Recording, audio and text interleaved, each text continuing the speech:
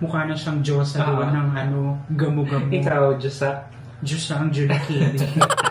Kung papipiliin ka ng tatlong the best.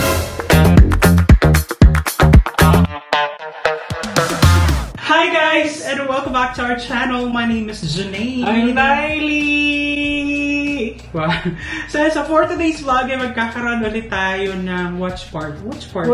Watch with us. Parang ganun. Papanoorin na naman natin ang ating favorite Miss Universe Philippines 2024 delegates in their national costume competition. At saka merong theme ngayon ng ating suot. Fauna. Flora pala. Fauna animal.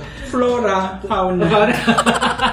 Kasi nga yung theme ng ating national costume competition for this year is Flora and Fauna. So nakaganto tayo ng suot and we're so excited kasi sobrang talented ang ating mga designers. By far siguro ito yung pinaka the best na part ng competition. So without any further ado, let's watch the video. So uunahin natin si Bacoor. Ay wow. Mukha siyang butterfly na moth. Na goddess. Gamo-gamo.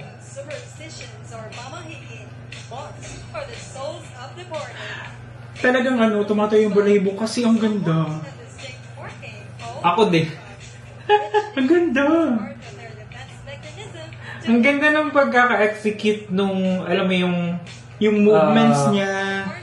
Pati yung wings, yung ganon. Tapos yung details doon sa gitna.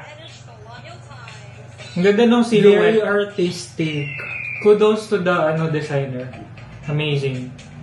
Wow! Sige, go. Designer. Mukha talaga siyang Diyosa.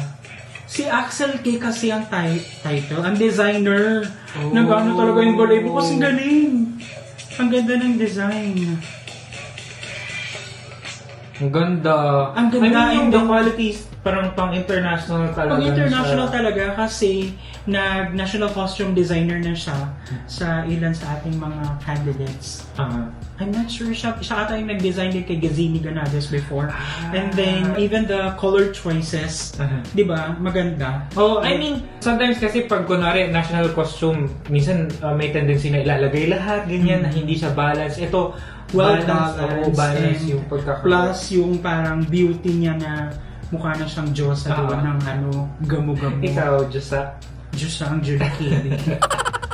Ang ating susunod na papanoorin ay si Baguio Tara Valencia. Oh my gosh! Sunflower, yes. It's very Baguio. And yung warrior, di ba? Umali, nestled in Baguio's fine encrusted mountains, is the symbol of Baguio's glory. The sunflower. Yet another best of Tara Valencia. Bagay na bagay sa kanya yung pag warrior look talaga. Yan, pero medyo nakukulangan ako sa energy. Sa pag-execute niya. Or maybe baka sobrang bigat nung nasa likod. Kulang siguro ng pitik na, alam mo yon. Ay wow! Hindi natin napansin yun kanina. Yan pala yung lion head. Very Baguio. Oo. Ayun, maganda rin naman yung niya. Tsaka yun yung gusto ko rin sa isang national costume is yung girls.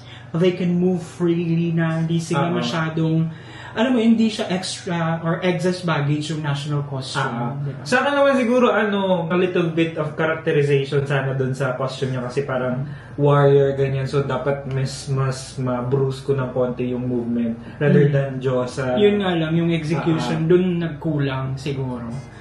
And then, ang ating next ay si Bantayan Island. That's Jovel. Wow!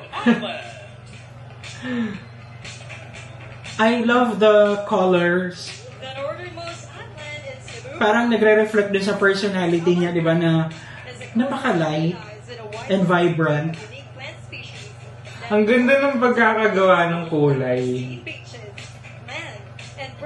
Tsaka, gusto ko yung sa bandang hips na parang sobrang feminine siya, babae siya. Diba? Kasi parang epitome or parang pinaka-symbol talaga ng pagiging feminine. flower plus the colors. Designer, Art Dawn. Wow. Galing. Ay, Oh, di ba? May paano pa.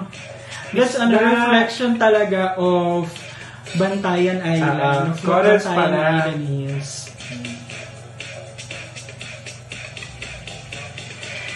corals pala siya. Mali ako. Flower. So, ayun. Ang ganda ng pagkagawa ng national costume niya na she can, again, move freely. Na walang excess baggage. Sa akin, para siyang it reminds me of yung colorful na production ng yung last na The Little Mermaid ngayon. Na sobrang makulay, sobrang lahat gumagalaw. Parang ganun yung vibe niya. Na Plus, happiness. like, papunta na sa last, euphoria. Ina Magenta. Kilala mo si Ina Murata lang. Pangako sa'yo. Diyos na Diyos. Diyos ang Diyos si Julian. Ang susunod natin ay si Cebu. That's Chris Tiffany Jensen. Wow. Very feminine. Like, pink. Sinometria cebuensis, a newly discovered species and considered endemic to Cebu Island, Philippines. Oh, wow. It faces extinction threats, making it a critically endangered species. Akala ko wala siyang connection to anything Cebu. Yun yung hinahanap ko na there's something Na sa Cebu. sa Cebu. Pero yun nga, explanation na flower. Ang ganda ha. Maganda siya, pero mas, din, yung sa pagka-execute, yung movements niya. Like, or... Mas soul trip pa sana, diba? Parang... Erwin Paner and Yoko Nonetheless, it's very feminine, it's very colorful though. Diyos, Nakita mo pink lang, pero it gives parang yung vibe niya, it gives me, sobrang feminine and happiness. Na-happy ka talaga. Sa akin, alam mo yung mga, may mga magical powers sa mga Chinese mythological na, na production, ganun kaganda. Jackie Chan? Hindi! Yung mga, may mga magic sila na super powers. Yung mga lumilipad. Ganun kataas yung quality. Yung mga vibe. Ang susunod natin ay si Kainta, that's Stacy Gabriel. Ay, wow! Grabe ha! So far sa mga designs, it doesn't lack details. Ang ganda ng pagkaka-move nung yung sa bandang chest part. Like, Power taking center stage. Like Jacinta, Miss Kainta's grandmother taught her that transformation can only this is kind of chandelier na ilalagay ko sa aking dream house. Like, it's very pretty. This costume Reminds me of cherry blossoms. Kainta. Yet, underneath, they are rooted in resilience that speaks to the strength of their soul. Hey, wow. Yung complexity ng designs ha. And yung very personal. And then yung niya, yung nasa gitna na siya I felt that. Yung ganun. Wow. Hindi, naramdaman ko talaga yun. And kudos talaga kay Stacy for having this concept. Sana meron siyang kinalaman sa concept kasi Kainta is an urban area na rin siya, di ba? Hindi siya yung masasabi mo na may dagat, may flora. Rich talaga, sobrang rich ng flora and fauna. Pero she pulled it off perfectly na meron pa rin siyang na-offer and palaban talaga siya. Mukha siyang bouquet of flowers. Bouquet of flowers na paulit-ulit kong bibilihin. Oh, yeah. Wow. Na social na pagkaka-arrange, gano'n. Ang susunod natin ay si Iloilo. Wow! Grabe. And then, ang hiyawan ng mga tao. Very, very bold yung pagkakapili ng concept. And the details. Alexis costume sports a bodysuit with sparkling multicolored details arranged in a design that resembles an A-length. Sige, work it out, girl. Tsaka hindi niya tayo tinipid sa execution. And, yun nga yung one word na gusto kong i-describe dito sa ginawa niya is very bold. Kasi, beauty pageants, when you say beauty pageants, flora and fauna, most of the ladies will give or perform na Diyosa. Yes, beauty. Sa kanya, Designer. very theatrical, very performance level yung binigay niya sa national costume. Yung tinatawag natin na give us a new flavor, parang hindi na tayo binigo, char. Yun din yung pagiging brave and bold niya kasi kung new flavor na hinihingi sa'yo, minsan nakakatakot na baka the other end, yung pangit yung maibigay. Imbis na maganahan yung audience, yung fans mo, masuya. Pero ngayon, this one is she delivered. She delivered. And you ate it? Yeah, we ate it. Ang next natin ay si Nait, that's Mary Rose Gueral. Ay, wow. Yan. Ganyan. Ooh. Di ba? Fierce. Give us fierceness. Warrior. Josa, warrior. I love this kasi wala siyang ganun daming embellishment na mga other article, pero everything is well planned. And it's on point. And ang masasabi ko lang dito sa national costume na to is that, kumbaga, pinakita talaga ni Mary Rose Gueral kung ano yung asset niya. Which is paulit-ulit kung sinasabi, yung skin niya. So, show it off girl, parang ganun yung ginawa niya na it was just perfect. Uy, isa sa mga gusto ko yan. Kasi, tapos may may lumabas pang mga bubbles. Oh my gosh. Dapat ipasok na talaga si Mary Rose sa sa first cut. Like, yung ginagawa niya ngayon is she's giving it her all, and I wanna air it again kung ano yung sinuserve. Diyan mo makikita yung mga designs na yung ang daming nilalagay na mahirap siya i-connect. Kaysa dun sa konti lang yung nilagay pero lahat is connected. On point, and then perfect yung pagka-execute. So, yeah, congratulations, girl. Ang susunod natin ay si Pampanga, that's Cyril Payumo. Pampanga! Oh, Mother Earth. Mother Earth? Indong Tibuan, ang dakilang ninuno ng mga Kapampangan. This is Indong Tibuan, a story of the rich culture of the Kapampangan. Mythology. Tibuan is the earth goddess who mainly focuses on the prosperity of agriculture as well as the well-being and preservation of nature. Gusto ko yung essence niya nung ginawa niya. Yun kasi ang yun ang scary sa mga ganito na hindi known yung concept. Yung they have to explain for us to understand. Ganyan.